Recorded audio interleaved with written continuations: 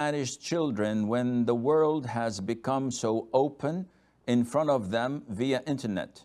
How to incur fear of Allah Azza wa Jal in their hearts when there's so much temptation and fitna all around them? This requires a long lecture, but let us look at it as long as the time permits, inshallah. The children, not only the children, even the grown-ups, are under great test of Allah Azza wa Jal. These trials are ongoing and they are progressing and developing. The fitna is everywhere. 40 or 50 years ago, a woman singer would come on the theater repeating the same part of the song 10 times. And everybody was in joy and happiness. Though she wasn't beautiful, though she wasn't attractive, but this is what they had.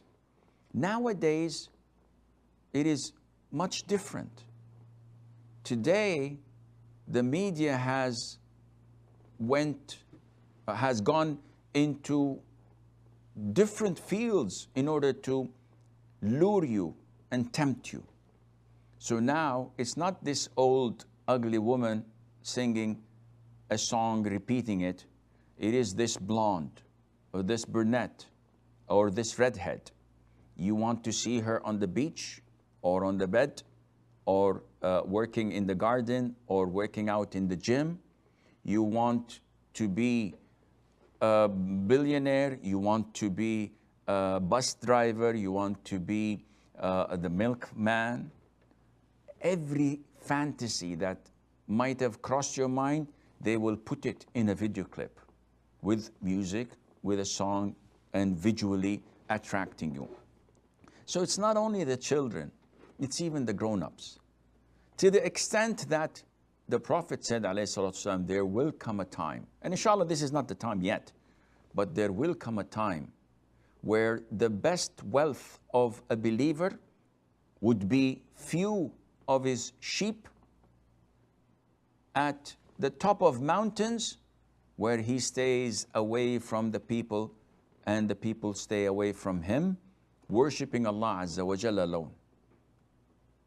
Which shows you that there will come a time where trials and temptation would overwhelm the people. So coming back to your question, Aisha, what to do? If you're talking about the internet per se, this is something, unfortunately, even our educational institutions at an early age, our children in the elementary school, their teachers and the management encourage them to surf the net, which is awkward. They say, no, this is part of modernization. Yes, but the side effects are huge. But they don't understand because they don't have religion in their hearts. They're not religion oriented. So nowadays we have a situation, what to do. If your children are bound to use the internet, I highly advise that you channel it rather than ban it, because banning it is not feasible at the moment, at least not in one household out of 10,000. So the best thing is to go with the flow, but to channel it by having the PC with a big visible screen in the living room where anyone coming in can see the screen. So the operator back is not to the wall, but rather to the people. And the screen is to the people. So your child can surf the net, can check his emails, can browse if he has a research to do for school, and can also play games or do something that is recreational, providing everyone else can see. And every once in a while, once he crosses the red line, we reprimand and we bring him back to course by trying to fill up his heart with the fear of Allah Azza wa Jal. So in order for you to use the PC for an hour, you have to sit with us for 10 minutes, recite an ayah with a tafsir, or read a hadith and comment on it. This is our daily dose. Maybe if we manage to do this and to use the carrot and the stick method so that we would balance them, maybe that would be good.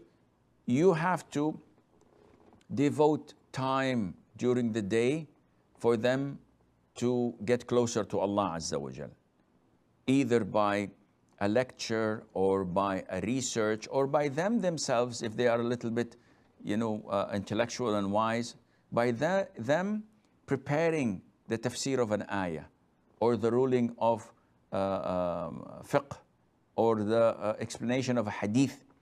They search and they find it and they present it to the family so that this would be beneficial for all, and they would feel that they are living in a Muslim household. Maybe this would help. Allah knows best. May Allah Azza wa Jal protect all our families and children.